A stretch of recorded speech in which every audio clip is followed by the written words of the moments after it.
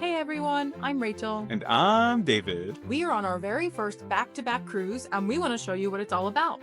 Let's go.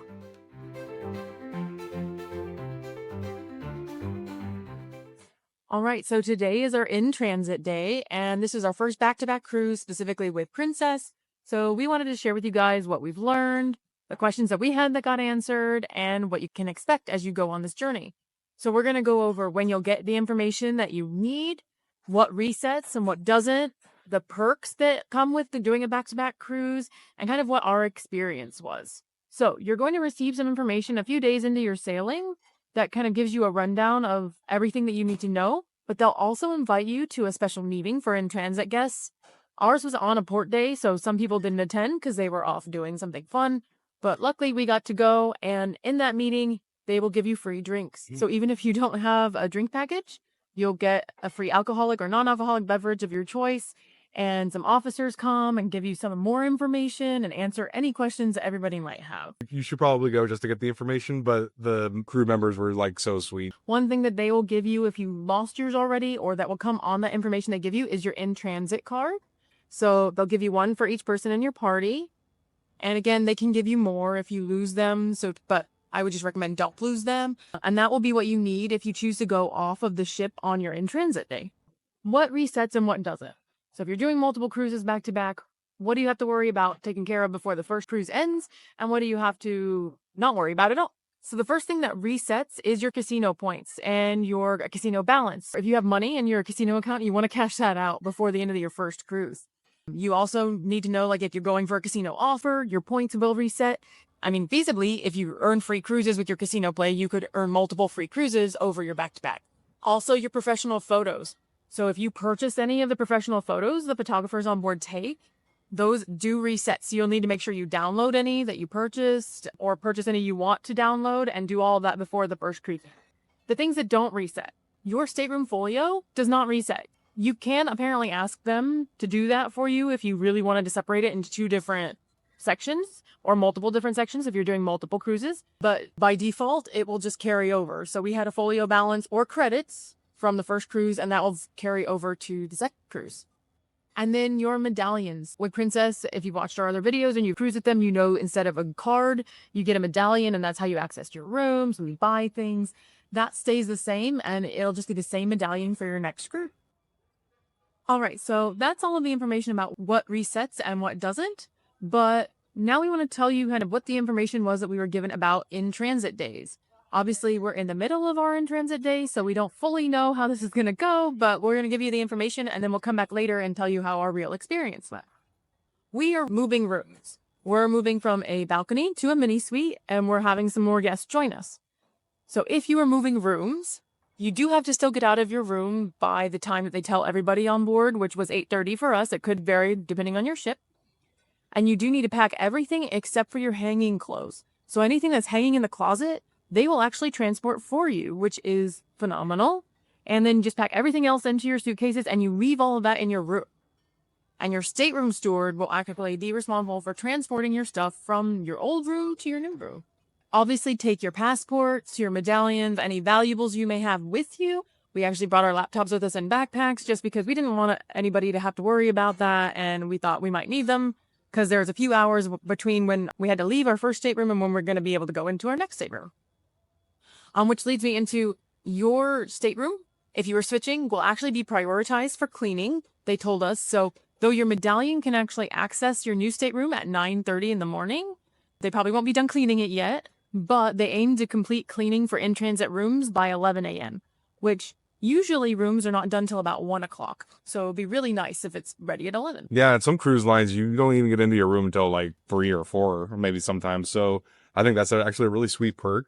Yep, and they will do an announcement when the in-transit rooms are done, so everybody knows that you can go to your room. Now, that's just if you're moving rooms. If you're not moving rooms, you can just hang out in your room, you can sleep in, you don't have to leave, you don't have to have it cleaned that day. I will say though, if you've ever disembarked a ship before, it does get very loud in the mornings because, you know, they're having to tear down and rebuild a lot of rooms, so you'll probably hear the stateroom stewards cleaning all the other rooms around you, so you might not be able to have a restful sleep. Yeah, you'll hear people dragging their luggage through the hallways and stuff too, so. One thing to note is that you might have to clear customs. It just really depends on your cruise. On our cruise, everybody on the ship had to clear customs yesterday. So they told us today we don't have to get off the boat if we don't want to. We could, and if you do, you don't have to go back through customs again. You just kind of go off and back on. And then the guest in transit card that I showed a little while ago, that is your key. So what that should do is allow us to skip some of the lines of the people just embarking on the ship. For instance, we're supposed to be able to go through an expedited security line, and we don't have to go through and have our medallions scanned with our passports and verified that we're us again. So that should help us bypass some of that line. Yeah, big time. I could definitely see that being like a huge advantage. Now to the perks. I mean, we've already talked through some things that I feel like are perks, but these are specific to back-to-back cruising. Apparently, we get 30% off spa services on the second sailing, which I did not know about. There's nothing publicized anywhere that says that. We just heard that in our meeting that we went to on the ship. So it could vary depending on the ship. It's just up to the specific spa. And another perk is that if you are one of those people that likes to wait to book shore excursions, so you get on board, or you're just not sure if you're going to do a shore excursion, you can actually book shore excursions for your second sailing on your first sailing. And that's during a window that's closed to the people that aren't on the boat yet. So you'll get kind of a little bit earlier access to that. And the same thing goes with dining reservations. If the dining reservation is sold out in the app, especially for specialty restaurants, so the ones you have to pay to go to, a lot of times they'll reserve capacity for when people get on board. So you'll be able to either call the reservation line or go directly to the restaurant while you're on board, and they will make a reservation for you on that second sailing. That's awesome. Yeah. So that pretty much wraps up all of the information that we were given by Princess, and we are still in the middle of in-transit day. So we're going to take you to future David and Rachel, and they're going to tell you about how our experience really went. All right, so we have now officially done our back-to-back transition into our new cruise, and we wanted to kind of give you some information about how that went. And again, this is specific to Princess Cruises, and we are specifically on the Discovery Princess, though most of this information that we've been giving you is applicable to all Princess Cruises. This was our first time doing a back-to-back, and we sailed the first week by ourselves, and then we added my mom and my sister, as well as switched rooms for our second week. So if you're not switching rooms, some of this won't apply to you. On our day, we got out of our room before 8:30 because that's what they ask you to do. Everybody has to, including people in transit. And we were able to leave our luggage and our hanging clothes there. And that went really smooth. Like everything ended up in the right room. So that was nice. And I got there really quick too, I feel like, because Yeah. we sometimes, you get to your room on your first day and you're kind of hanging out, you're kind of worried about your luggage that you gave to the porter and everything, but this made it super simple. Like there was And no problems. They had about 180 guests in transit on our voyage, which actually is pretty high. And so the fact that like our luggage was there when we got into our room was pretty nice. Yeah, I really like that. But one downside of that was, so they originally told us our rooms would be prioritized for cleaning and our new room would be ready around 11 o'clock. We waited in common areas. We heard no announcements. And about 11 o'clock is when we started to see all of the new passengers getting on the ship. So it got really busy really fast and it was never an announcement.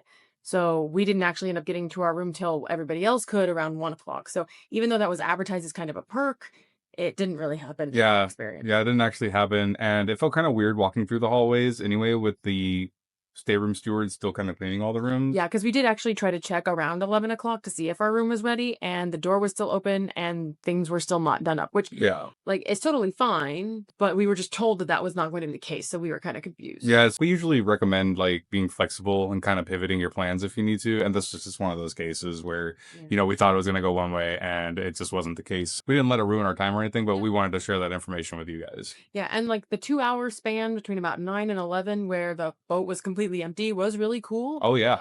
We just kind of sat on the Lido deck. The only other people there were the in-transit guests. I went for a walk on the jogging track, which was really nice. Yeah. The ice cream was still open. Yeah, it was very peaceful, and you could tell they were definitely cleaning the ship, putting some new paint on some things, and kind of getting set up for the next batch. Yeah, so it was actually pretty cool because you could, like, see them buffering the handrails and, like, really making things look really nice. And I just really like seeing the kind of behind the scenes of what they're doing. So I just think that's actually really cool.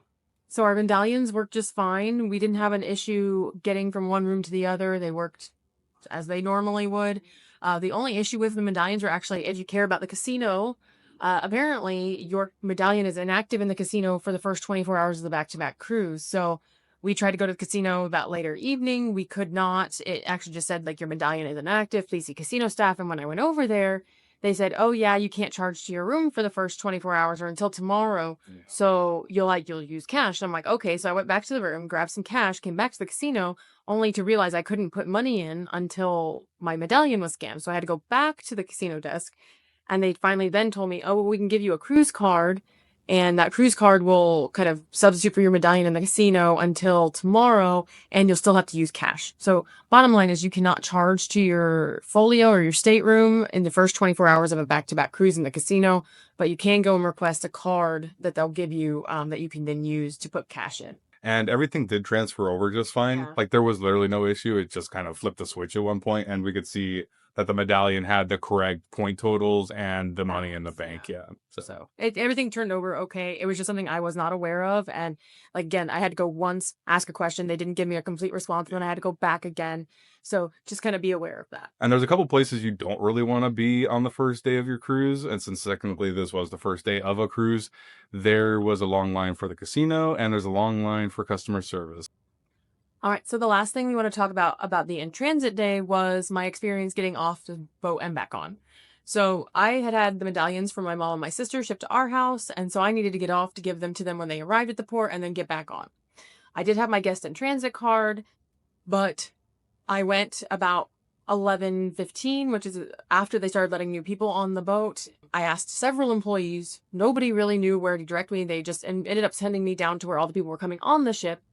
And so I finally got to talk to a security guard, and I had to wait for several groups of people to come through entering the ship and then kind of squeeze through the security line to go the opposite way. And I was very much like a fish swimming upstream.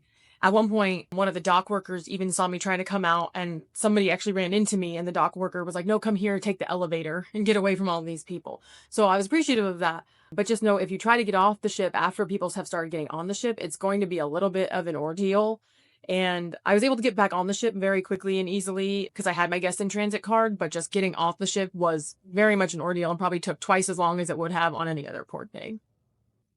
Yeah, so one of the things to kind of keep in mind is when they design these cruises, you're going to kind of see them use the same menus for the restaurants. You're going to see some of the same activities, but for the menus, we've noticed that the main dining room for lunch and dinner have had the same menus so far. And maybe one or two items have changed, but I think they really do just like print them out, like print out the menus and then they have them. And that's kind of what it's going to be on a loop. So that's something to kind of keep in mind. If you're not really digging the flavors you're having in the main dining room, you're going to see those again on the second part. You're also going to see repeats in the buffet as well, because the buffet may have a theme every night, and those themes are going to repeat as well. So just keep that in mind. Yeah. And then as far as activities, they really are mainly the same activities. It's not 100%. For instance, there are things left off of this cruise so far that we had last cruise. And then there's a couple like new trivias and game shows that we've noticed this cruise they didn't have last cruise. But by and large, the majority of your trivias, the majority of your production shows, of your guest entertainers are going to be the same, unless they have guest entertainers that are very specific to your region. Like last week we were just California coastal, and this week we are in the Mexican Riviera. So they do have some Mexican Riviera specific entertainment coming on board, which is nice. But like the big production shows and the majority of what's in the theater is the same. All right. So David, now that we've done our first back-to-back cruise, what is your opinion? Would you want to do another back-to-back? Oh, that's a good question. So I've been kind of thinking about it, and I think, if you're looking at maybe two cruises and they line up just right and the ports are all what you want to do and you really, really like the ship or you've been on the ship before, I could totally see myself doing back-to-backs again. I think it's actually a really cool experience. I just think it's actually pretty fun. So I would totally do it, especially if the ports are awesome. Yeah, I agree. Even though like there's a couple things that were hiccups with it, I think it definitely was a really fun experience, and it did make me feel kind of special when, everybody the last night of the first cruise were like, "Oh, we have to go off the ship tomorrow," and I was like, Oh, actually, we're staying. tomorrow. Yeah. We're gonna stay on. It was nice, and the ports are all different, but it's nice kind of knowing your way around the ship already when everybody else is super confused. Yeah. And it's been such a really nice experience, and getting to see two different kinds of staterooms and stay in two different kinds of That was staterooms was cool. kind of cool too. So I do think that we definitely will find ourselves on another back-to-back cruise in the future, and I think that it's a really cool thing to do if you have the means to do so. Yeah, and something else to mention was we saw most people were kind of staying in their staterooms. If they were in transit, they kind of kept the same stateroom and everything. Yeah. But I agree. I think that was pretty cool seeing two different kinds of staterooms and just kind of we went from port side to starboard, which was also pretty cool. Do your research on the ship and stuff, make sure it's going to be a place you're okay calling home for, the foreseeable future. So That's probably the biggest tip I would give somebody that's considering it, but I would totally recommend it. I think it's awesome. Yeah, and one other kind of good thing about doing it is we talked about the main dining room menus being the same and repeats, but that does give you an option. A lot of these ships have other dining options, so they have like if maybe you went to the main dining room one night, but you missed a buffet theme and you want to go try that, or maybe you do want to spend a little bit extra and go to a specialty restaurant or a casual dining restaurant. Or maybe you just want to have a burger from the grill or pizza a certain night. So it does give you more options to enjoy the different things on the ship that you may not have time to do in a 4 or 7 day cruise. For sure, yeah. Yeah, well, have you ever done a back-to-back cruise? Do you have any questions that we may not have answered? Or do you have any tips for us maybe on our next back-to-back cruise? Let us know in the comments. And if you enjoy this video and want to see more travel content from us, please like the video on YouTube and subscribe to our channel. But for now, I'm Rachel. And I'm David. And we hope this video helped you find the right direction for your next adventure. Bye. Bye.